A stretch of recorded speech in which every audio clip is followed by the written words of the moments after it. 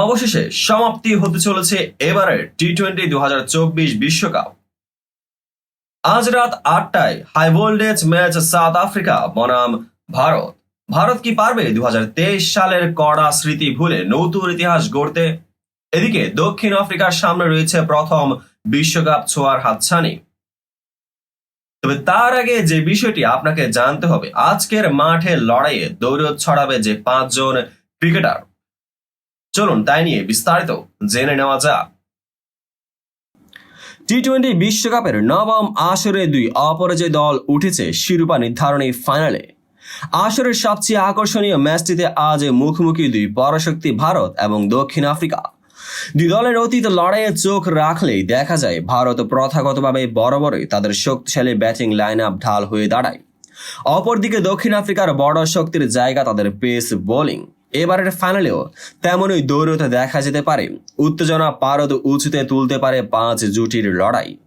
আজ বাংলাদেশ সময় রাত 8:30টায় বার্বাডোজের এইডেন মার্করাম ও রোহিত শর্মার মধ্যে কে সেই অনবদ্য ফলাফল ধরে রেখেই বিজয় উল্লাসে মাতেন, সেটাই দেখার অপেক্ষা।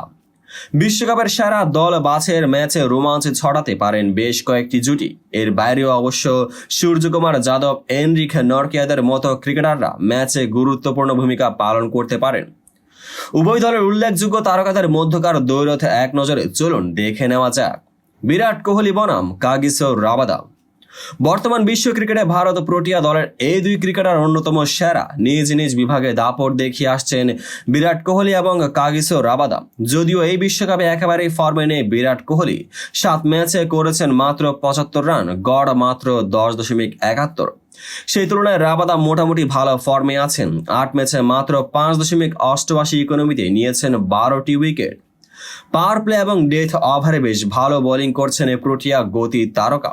টি-20 ফরম্যাটে রাবাদা কোহলি মুখোমুখি হয়েছেন 13 বার, যার মধ্যে কোহলি 51 রান করেছেন এবং আউট হয়েছেন 4 বার।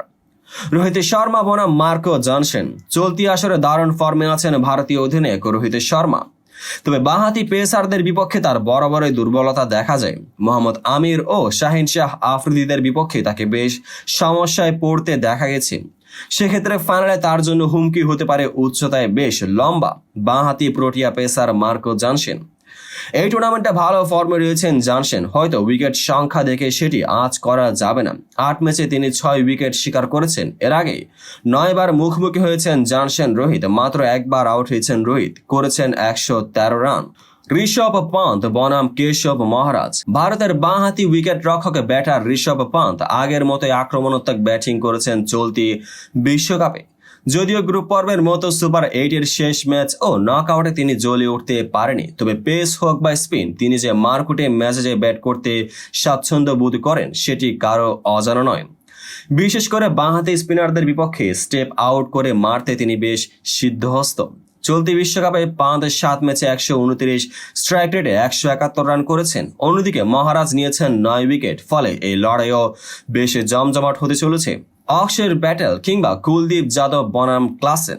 প্রোটিয়াদের উইকেট রক্ষক ব্যাটার হেনরিক ক্লাসেন আগ্রাসী ব্যাটিংয়ের জন্যই বেশ পরিচিত।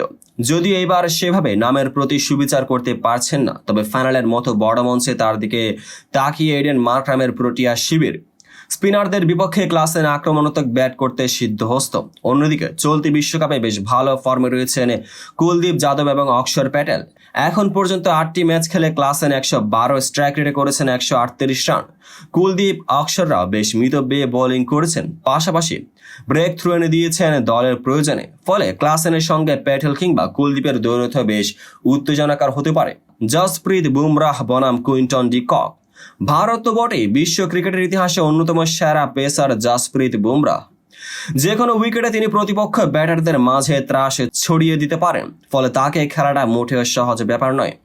পাশাপাশি চলতি বিশ্বকাপে মোটামুটি ফর্মে রয়েছেন কুইন্টন ডি কক। দক্ষিণ আফ্রিকার হয়ে সর্বোচ্চ রান সংগ্রাহক তিনি, যদিও সেটি ঠিক তার নামের প্রতি ন্যায্য নয়। 8 ম্যাচে 143 স্ট্রাইক রেটে ডি কক 204 রান করেছেন। অন্যদিকে বুমরা এখন পর্যন্ত নিয়েছেন 13 উইকেট, ইকোনমি রেট মাত্র 4.12।